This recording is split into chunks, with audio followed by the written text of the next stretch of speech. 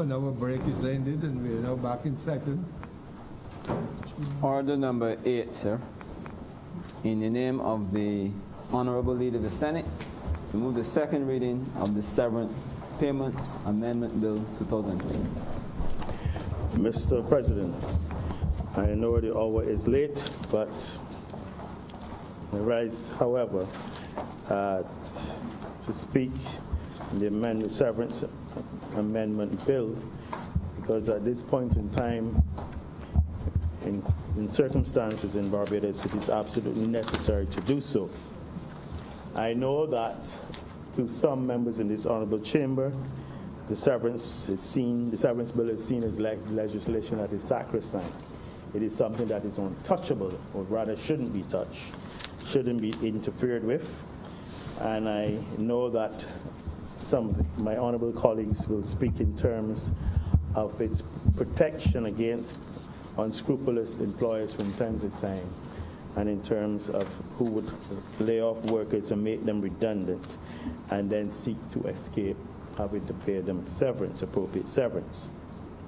I say at the outset, it is important. It is something that is felt that you only amend or you interfere with when you absolutely have to do so. And at most times, I believe most governments would not want to amend the Severance Payment Act. It is a sunset amendment, and I say so at the outset, meaning that its provisions end on July the 31st, 2020. Mr. President, having said what I said in terms of the non-interference or persons not wanting to trouble the Severance Act, there's a saying that circumstances alter cases. And indeed, the pandemic, the COVID-19 pandemic, is certainly, if we want to put it mildly, a special circumstance. I've spoken, and all members have spoken earlier, in terms of the deleterious effects on global economies, and indeed in terms of the economy of Barbados. We have seen it, especially in terms of our tourism, which we are highly dependent on. And we spoke about the reduction in government revenue by $500 million, but we also must be cognizant of the reduction in revenue in terms of businesses and indeed in terms of households. And as I said earlier, all aspects of our economy have been affected. I believe COVID-19, the pandemic, has laid waste Barbados economically. There's been devastation. Hotels, manufacturing, the retail sector, small business, self-employed have all been affected. And I've been told that over 48,000 claims were made in the NIS as of earlier this week. And now we need to, as I said earlier, to get our economy going again. We recognize that in Barbados, from as far back as February, March, especially in the hotel sector, persons noted the cancellation of trips, the reduction in the number of tourists coming into Barbados for various reasons, in terms of the reduction in the number of commercial flights. And of course, then there was a mad rush of persons who were already on spending holidays in Barbados, who were forced to terminate their holidays. Some had purchased 2-3 week holidays and had to terminate them and try to get back to the various points of origin. This had a terrible effect on our tourism in terms of hotel, in terms of the occupancy, and it always, of course, tourism affects a number of areas. Restaurant, the small business people, the tour operators, the persons on the beach involved in various water sports activities. So it has been a tremendous effect in terms of our tourism sector. It has also been, as I said, in terms of the NIS fund, it has also been a severe strain on the NIS. Having said that, in terms of spoken about the security of the severance, I can't sit down without mentioning the fact that over the years there have been persons have spent years waiting in terms of their severance payments. Indeed, there's stories over and over persons who have become deceased and they never were able to have access to their severance funds. I believe the NS chairman spoke recently in terms of the number of claims that they've been processed. I believe it was 26,000 dating back to 2010, between 2010 and 2016, and that they had managed to try to clear the backlog, but still had a considerable number of these claims outstanding. And we might say that after 13 weeks that you are entitled to claim, but I believe the whole process, well, after 13 weeks you have 4 weeks in which to claim, but then the entire process can become a more tedious, if we want to put it mildly. Having said that, in Barbados, there are a number of situations where businesses have been closed, persons have been laid off for close to 13 weeks, I believe, in some cases, and I know that the Honourable Senator Moore can probably have a more accurate view on this than I would in terms of the proximity of persons who have been laid off to the cut-off dates.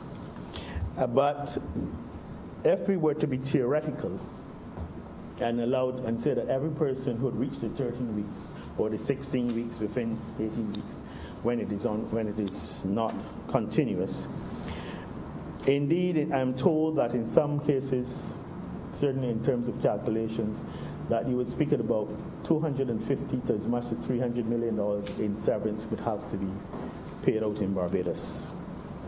In cases of some businesses, it would be more, they would go bankrupt. They would not be able to afford it.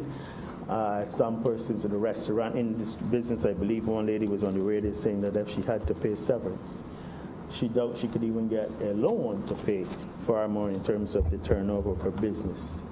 So there's some serious issues out there as it relates to severance.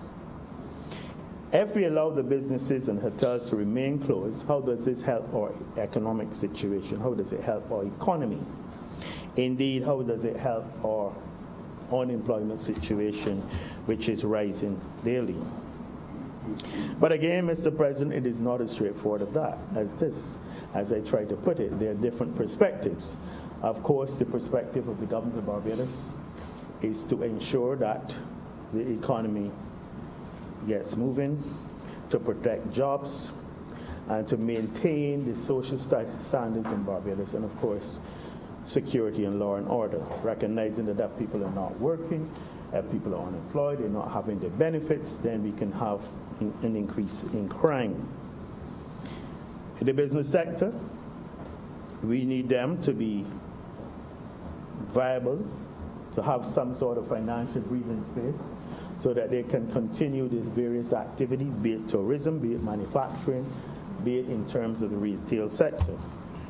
And of course, the workers. Workers, at the end of the day, need jobs. They need long-term employment. They need security in terms of working, being able to have a dependable source of income, and to be able to look after their families and their welfare, housing, feeding, nutrition, various things that they must have. So in approaching this, one has to take and be cognizant of the various areas and various entities and various groups to be covered. I must say also that it has not been an easy task coming here this evening in terms of this severance bill, and I know my colleague senator can attest to that. Regrettably, my colleague on it directly opposite was recalcitrant in terms of attending these meetings to see if we could get a coming together of minds on this issue in terms of working for the greater good of Barbados and indeed our society. There have been extensive and at times I would say intense discussions, and I put it intense. I say no more. The intense, I believe, covers it. Suffice to say, there was no exchange of blows of any kind, perhaps verbal, but certainly not physical. And the government started in a situation where, of course, the unions and the workers' position and the business sector, and primarily the hoteliers in this case, at the other extreme. Unfortunately, some members in this chamber would have heard a voice note of a hotelier speaking about the length of severance that it should obtain. And of course, there was some very well-known trade unionists who spoke about the severance pay being sacrosanct and being sacred and untouchable. We've had quite to give a bit of give and take on both sides, and I commend certainly the maturity, the frankness and candidness in which these discussions were carried out. And we believe we've reached a solution that is agreeable to all sides. I'm not saying it is a perfect solution. I'm not at all saying so. I'm not saying that it is a solution that every worker will be satisfied with. But as I said, from the perspective certainly of government, we have to be interested in the greater good, not the individual good, not the business good, not the average world, but the greater good of the entire society, recognizing that if a situation like this is not handled properly, we could have a certain, not only economic collapse, but in terms of the way our society is structured and ordered, we would certainly need the prayers of Senator Rogers. And I have to get used to this new title. Mr. President, the amendments are outlined. I think all honorable members have had the opportunity to go through the amendments. I don't propose at this time of the evening to go through the details of the amendments. Suffice it to say, it speaks to the fact that persons who were laid off between the 1st day of March 2020 and the 30th day of April, in terms, and some of these would have been coming up for severance around this time, it speaks rather than 13 consecutive weeks to 22 weeks. And where it spoke in the past to 16 weeks, it now speaks of 18 weeks within a period of 24 weeks. As I said earlier, it is sunset amendment, which will end on July the 31st. The amendments also speak to the tribunal matters, and indeed, I have no doubt that honorable members will speak to many of these amendments. Mr. President, this bill, of course, would also require an amendment to the Constitution and would require a 2/3 majority. With those few words, I beg to move that this bill be now read as such.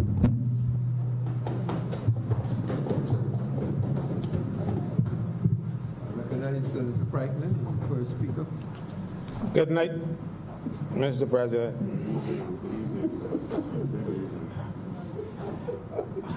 Sir, this bill is a puzzlement to me.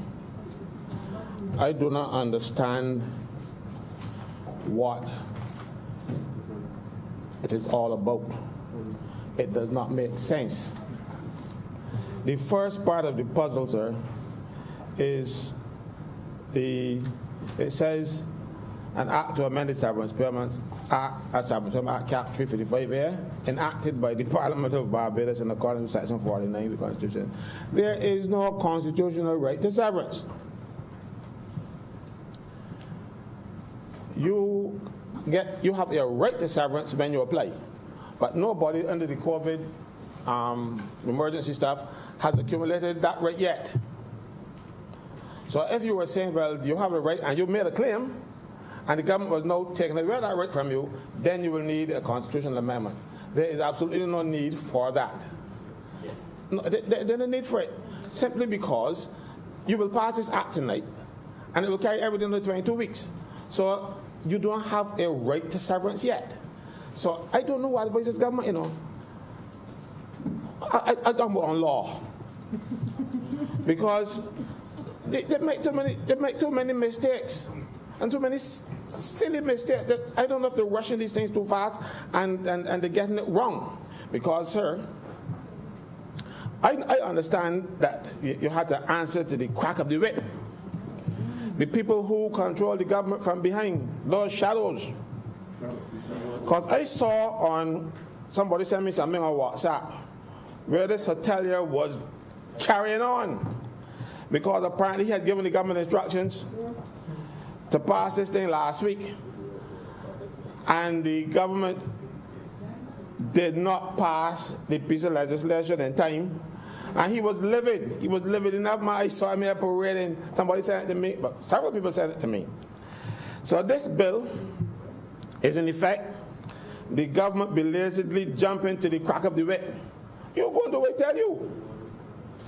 You know? And the thing is, if that person understood the Severance Payments Act, or if the people who advise the government along with that person understood the Severance Payments Act, they would do nothing. The easiest thing, and even if you wanted to extend the period for the Severance Payments Act, we are now in a state of emergency. And the cabinet can do anything in the interest of the country. And anything mean anything. So they could have said, well, look, we're going to suspend the provisions of the Severance Payments Act for a period in one of the directives, and that would have been it. But you like to come in here and amend constitutions. You people like to amend the constitution too bad, you know. It does not make sense. Look what happens here. I happen to appear before several tribunals at the time. Senator Tate, as a trade unionist, I have appeared before several Senator Tate on a number of occasions. So she knows the severance payment legislation well. And I'm hoping, no, she's not responsible for backlog, she works. And I'm not defending her, she's here. The problem with the severance payments tribunals and most other tribunals in Barbados is simply this. Let's see, talking about backlog. In the 1980s, I think, you were in the House at the time, the Barbados Labour Party administration passed a piece of legislation called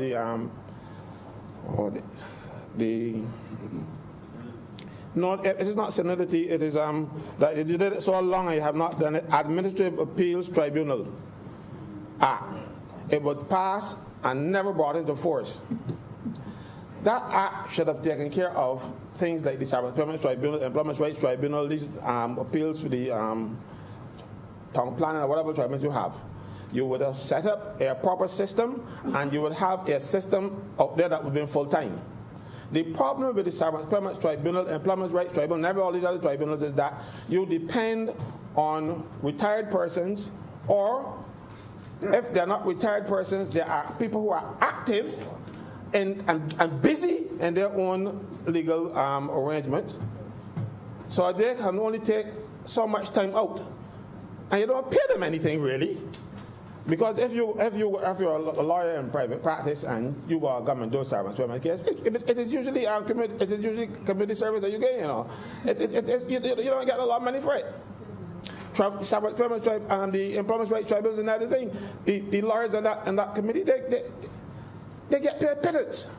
So you rely on retired people or people who take a lot out of their time, out of their workload to come and give service to the country. And they're really giving service to the country.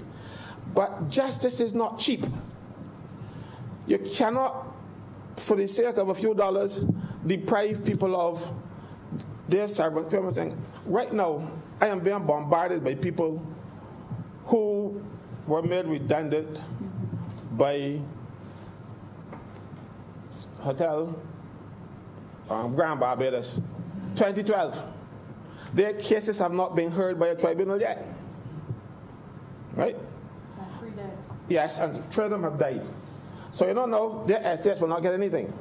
Because you have to go before a tribunal and give evidence. You're not going to be able to give that evidence if you did. So, since nobody hears your evidence, your case dead. So the family will get nothing. So that family has lost everything. They lost the loved one, and now they lost the money that person would have been entitled to had the cases been heard in a timely manner. So rather than blame the national insurance people and the tribunal people for not working fast enough, you can't work fast enough with the system you have. And because you can see a backlog going back from 2012 and probably, I don't know if there are any before, that means you got a lot of work to do. So you got enough scope for at least a couple of full-time people doing this work. But look what happens here. And that's why I say it was totally unnecessary for these amendments. You are entitled to claim severance pay if you are laid off for 13 weeks or if you have been kept on a layoff or short time for 13 weeks. And you're also entitled to claim if you were on a series of layoffs in 16 weeks in a 26-week period. You can also claim your severance pay. But in order to claim your severance pay, you have to terminate your own services and tell your employer, look, I'm done with that. You got me here suffering, whatever the access and whatever terms you use. But they have to convey that you want your money because you got me here and not earning anything. Or not earning enough. So when you do that, that's when your right starts. So nobody so far has things, so you're not going to need a medical insurance that way, that right. They ain't got it yet. So the National Insurance staff will send the application out to the employer and ask them if they are contesting the claim. Some say yes, some say no.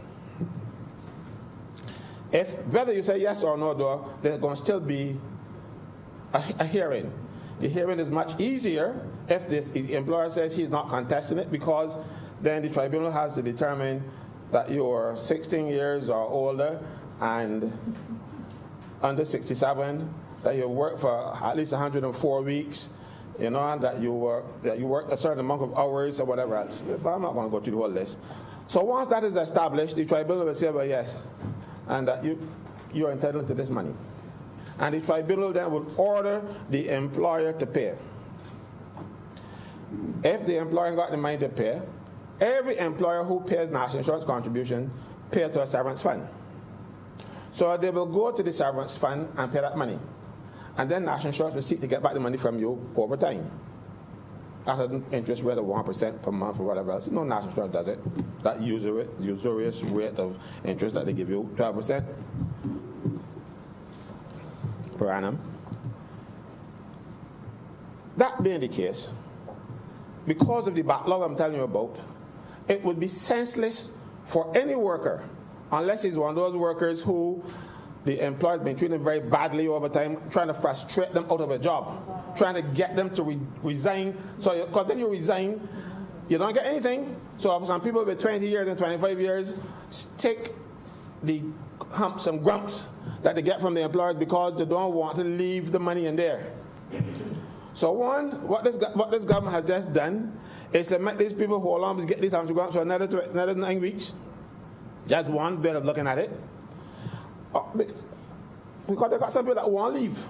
They want to leave really bad. But then there are others who it is not within their interest to leave, because if you leave, you will draw national insurance unemployment benefits for 26 weeks.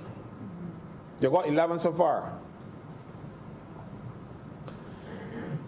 Then you have to go before the tribunal, and it takes 4 years. At least 4 years to get your claim heard before the Severance Payments Tribunal. 4 or 5.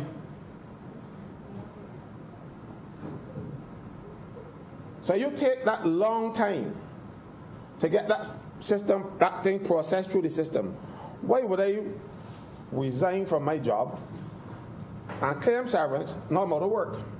So if the hotel pick back up, I go to work, So I can't, and I claim a severance, so I ain't got the job to go back to. So will you wait for 4 years to get your severance pay, or will you wait a few more months and hope the hotels pick up so you can start back working? It does not make sense. But these things have not been explained to the workers, because Barbadian workers are not stupid. And if you tell them, look, this is the situation, but you feel like everybody's going to rush for severance pay in 13 weeks. If they rush with severance pay in 13 weeks, they shoot themselves in the foot. Because national insurance, because most employers can tell you, we don't have the money to pay. And once you don't have the money to pay, you have to go on national insurance. National Insurance Severance Fund don't have the kind of money to pay everybody either. But everybody ain't going to come because people want jobs. People don't look for severance. You get your severance pay and you're, let's say you're 35 years old, you get your severance pay and looking for a job. Much people don't hire 35-year-old people, you know. Especially not in the hotels. They want young girls. We got a hotel in the West Coast now. As your looks start to fade, they find a way to get rid of you. Sandy Lane.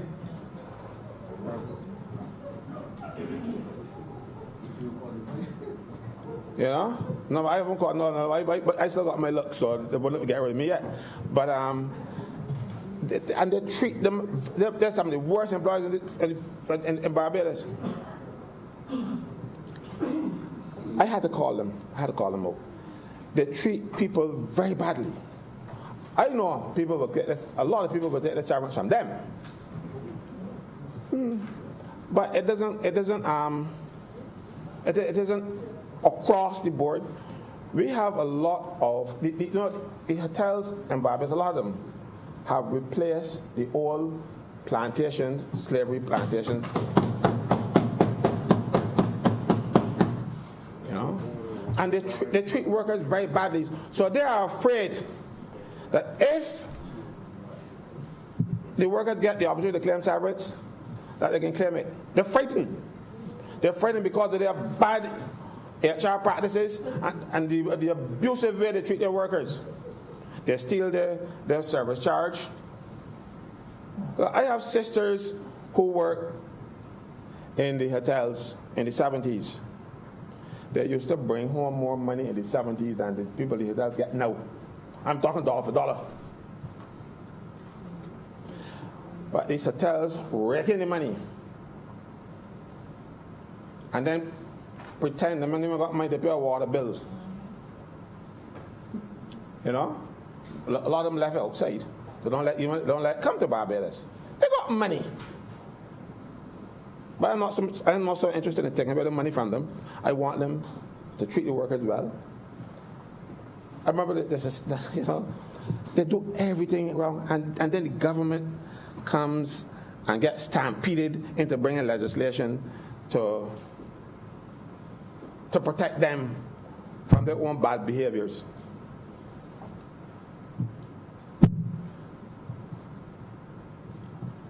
One, you know, they have gone, let me pull it up here. One of the things that trouble me is that they have ousted the jurisdiction of the tribunals for these cases. These cases don't go before the tribunals. These ones that coming up now under this COVID, under this amendment, the tribunals will not do these cases. So I'm asking you, if the government was so interested in workers rather than hotels, if it takes so long to process the claims and the government recognizes this, what happened to the cases in 2012 where the government start dealing with those?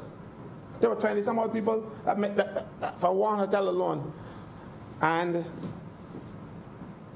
then seek to oust the jurisdiction of the tribunals to protect the people who are claiming 2012, 13, 14, 15, down to now. And people still go about 4 and 5 years, but the hoteliers jump up and behave bad on WhatsApp, and you can rush to Parliament a week later. Those people that you are forgetting voted for you, you know. You think you get 30 love because them people didn't vote? Those were the voters. The Italian fellow that keep the noise, he had one vote.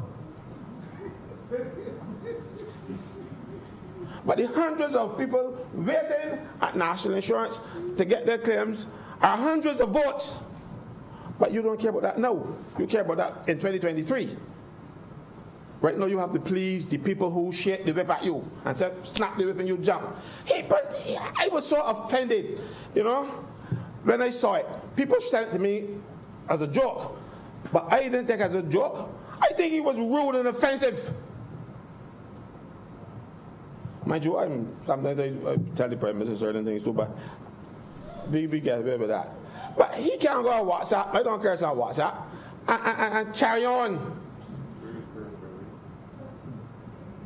you know, and carried on. And given and he said they were supposed to go to Parliament and do it Tuesday. That was last Tuesday. And because he gave the impression that he could control this government from behind. You know, we had a former MP who used to talk about the white shadows. But he ain't white, but he's a shadow. He's a shadow controlling from behind.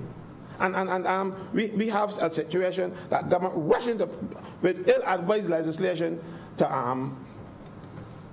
that could have been, even if you wanted to do this, it could have done with a directive, you understand, of emergency. But no, these few words aren't finished yet. I'm in the middle. You have a situation now. You have a situation now where you are moving it from 13 weeks to 22 weeks. That's 9 more weeks, right? You really feel that's going to be covered in 9 more weeks? You rush without thinking. Because all you have done is to delay the process now for another 9 weeks. Because if the people are going to claim service, they're going to claim it 9 weeks from down the road. Because the hotels are not getting up. Because you know the people come to Barbados? They suffer with COVID too. They may come here with the planes and things. You hear how people there in the outside world that some of them come to Barbados? They ain't coming. So in 9 weeks, the hotels will not recover. So what are you going to do? Pass another amendment? Yes. It would appear they have to do that. So you only protected them for 9 weeks. But what the big joke though is, you know, if you were laid off or held on short time for 16 weeks in a 26-week period, you could claim severance. Now you feel it changing things. Without thinking what you're changing. So you change it to 18 weeks in a 24-week period, so you shorten the period. But worse yet, a guy could be laid off for 9 weeks, come back on for a week, and then get laid off for another 9 weeks, and he can claim severance pay before the fellow who's on 22 weeks. So what are you doing? You're not making sense. It still troubles me, you know. I hate when government do these silly things to please their friends. Now my big problem, clause 3, and you inserted a 6B. A 6B? B? See? I think I remember B. Let me just double check. 6B. The minister may make an order. The minister may, by order, prescribe the procedure for investigating and settling claims. So why that order? Why the order minister ain't coming here? No, because when this legislation ousts the jurisdiction of the tribunal, the minister has to put something in place. Who or what is this something that the minister got to put in place? You don't think we should know? Well, it means that we are making a sense. There's no need for us, if you're going to bring legislation and then slide in the most important part in the regulation or by an order. The orders should accompany this bill as a schedule, so that we would know what the minister is doing for the people who went off in the COVID emergency. And then I would be asking the minister, as I said earlier, to do it for the other people. We rush off without thinking. They tell you early this morning, they get things wrong the first time, every time. Because I tell her, you think, I don't mind helping you? Let me address something you said. Senator Walker. You said that I refuse to come to these meetings. I didn't refuse to come. I was going to the meetings, I was participating, and then one day a newspaper called me and said, I heard that they're going to have these 4 savings. What are your views? I said, that's madness. And I explained to them why you can't do it. So, the newspaper published my views. So my views was opposed to the 4-7s. So the next time I had a meeting, they talk about the 4-7s, they're going to invite me. So I felt hurt to be treated this way. After all, I went to those meetings, I gave my all, and I spoke, and I was free and everything else. And then because you heard my views, and my views were not consistent, the ones that you wanted to hear, you decided that you don't want me? No, that's what happened though, because they put me on a WhatsApp chat group, so that they would send invitations to me. They would even send them then on my email, and then they would still get a call on my phone. All three of those systems failed for that meeting. All three. No WhatsApp, no email, no call on the phone. I said they didn't want me there. I heard about the meeting when it was ongoing. So I was hoping I said somebody, but I remember a time they called me and said, Caswell, you want to come to the meeting? They're ready to start. I said, but and they pleaded with me, I even get the Senate. You know the day when you had that short sitting about the emergency? That was one of those meetings. I was in one of those meetings with the acting prime minister and stuff, so I got here when you people were coming out. Because I was attending the meetings, but I didn't want to hear my views. I said, well, if you don't want to hear me now, you don't want to hear me all the rest of the time, so I ain't coming to them more. Don't treat me with that kind of disrespect. I don't do it to anybody. You know my views. Good there. I love you. You know that. I will never treat you so. But don't ever expect me to turn up at those meetings when you want me. But when my views are not consistent, the ones that you want to hear, don't call me. Don't give me a WhatsApp. Don't give me a call. Don't give me nothing. Mm-mm. So that's why you don't see me after that time. And I mentioned it more than once, and I said, you will apologize for that oversight, or you will not see me. I don't care where the apology come from. It would better come from the Prime Minister. But she does not apologize. Anyhow, so that is why you don't see me, sir. This bill, these are my notes. This bill is unnecessary.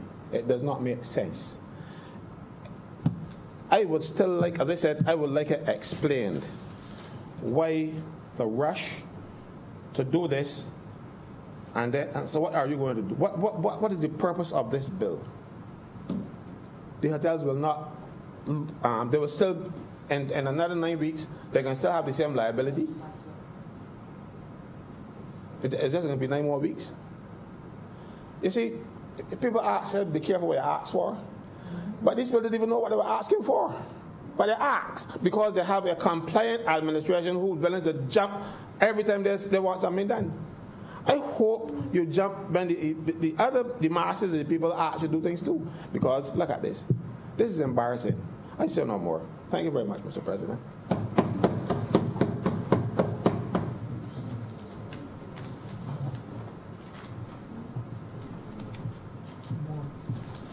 Next, recognize the contribution of Senator Moore.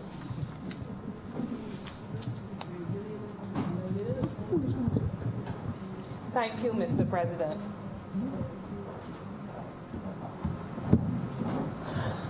Mr. President, the amendment before us is one that is difficult for me to debate this evening. And the reason for that difficulty is because I do not believe that we needed to be here debating the amendment. An amendment is being proposed. An amendment is being proposed within a context where we have functioning a government that understands communication, that does it well. Just a few hours ago, I was speaking on a BOSS program.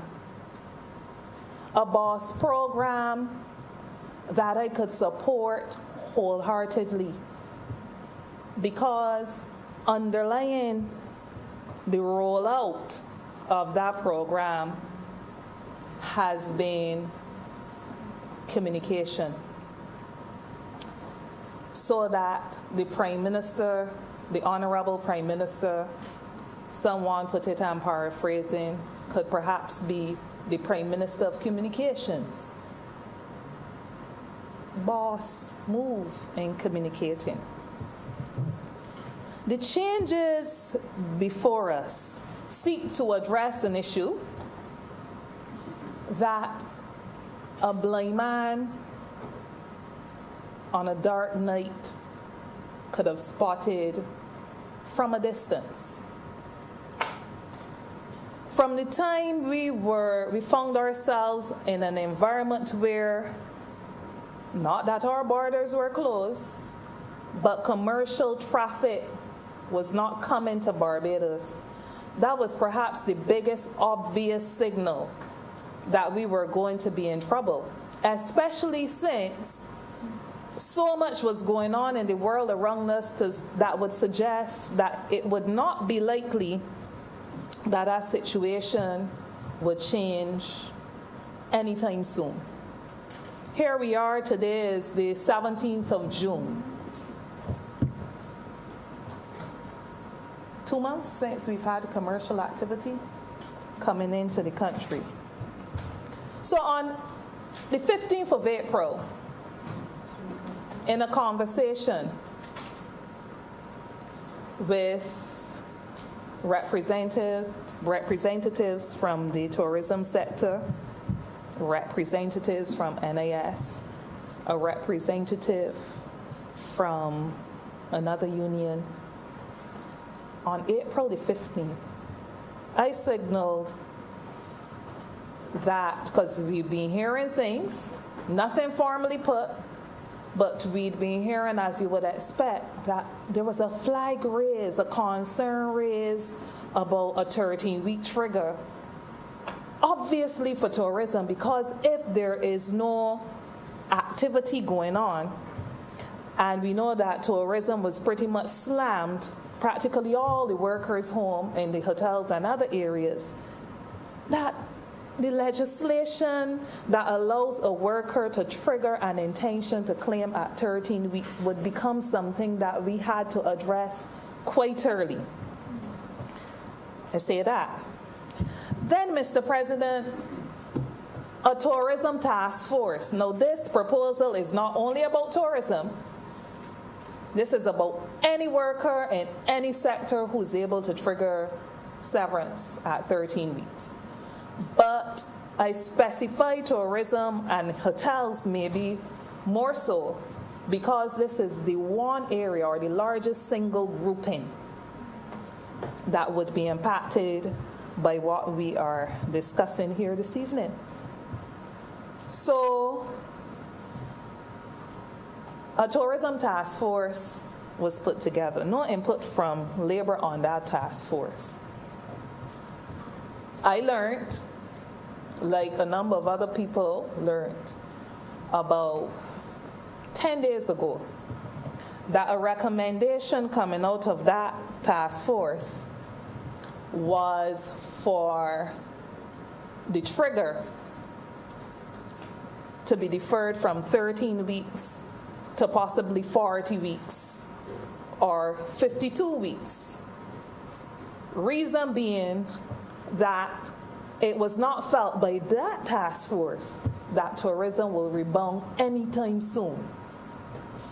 So notwithstanding the fact that Barbados only has provision for unemployment benefit up to 26 weeks, a proposal from the task force was for the trigger of severance to be deferred for 40 weeks or 52 weeks with no supporting proposal for an extension of unemployment benefit if you had deferred for that length of time. So perhaps in my simplicity, I said, but if you're going to if you can propose one thing, then you got to bring balance to a situation that would answer a question. What's in it for me? All right. I spoke about communication. I started there. I spoke about what we'd been hearing. I spoke about what was formally put about 10 days ago by this tourism task force. It was only at the point that that was put in a social partnership meeting. And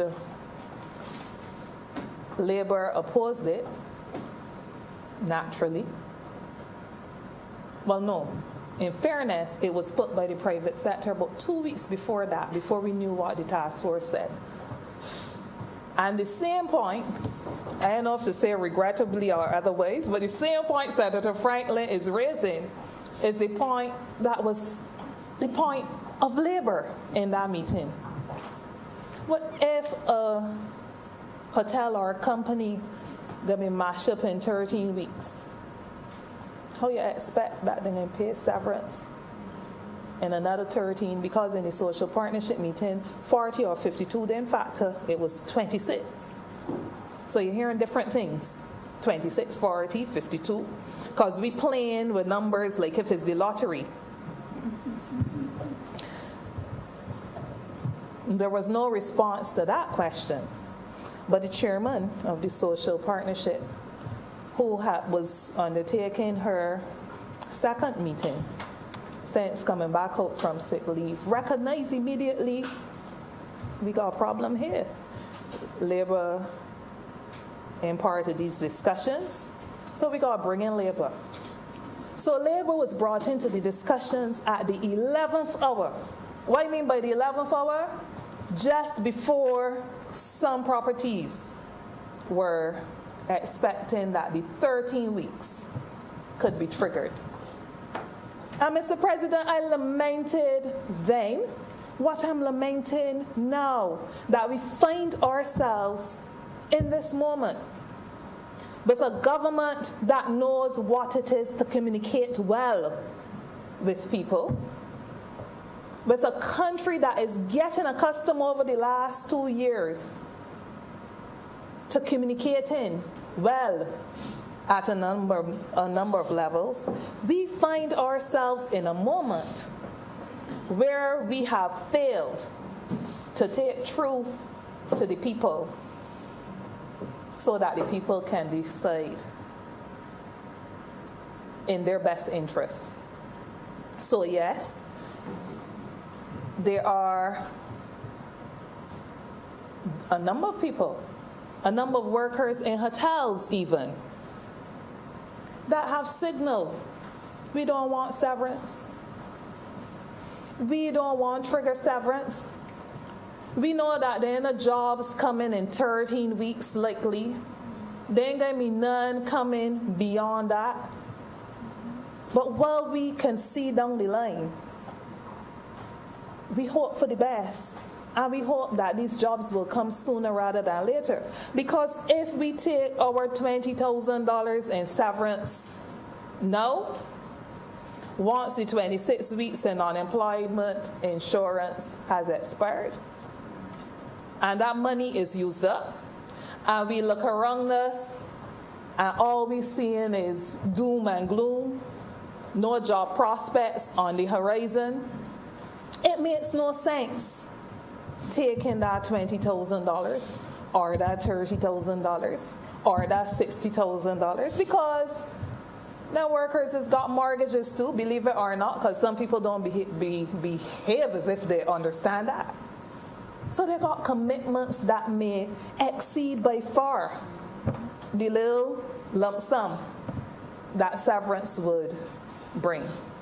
So a lot of workers have not been interested in expressing an option for severance. But yes, there are those workers that because of the ill treatment and the mistreatment will think twice and will say, I'd rather suffer on the outside than suffer on the inside. So let me take what's mine wait for years or not, let me opt out to this arrangement. We're talking about opting in and opting out a lot today. Let me opt out to this arrangement and take my chances. And the reason for that is that injustices have been prevailing the labor market. And already in this crisis that we are in, grievances have been spurring up and grievances have been deepening. There is a lot of mistrust and a sense of injustice over access to decent work and livelihoods of people.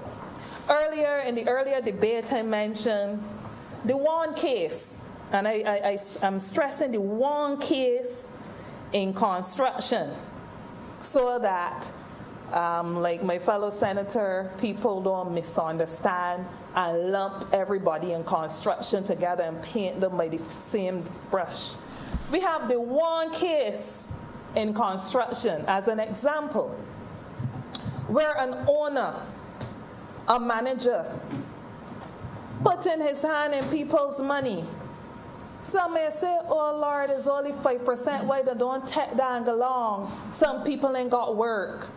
But putting his hand in people's money and supported by an attorney saying, the law allows us to do that. I want to know which law, which labor law in Barbados allows an employer to jerk his hand in people's money without the permission.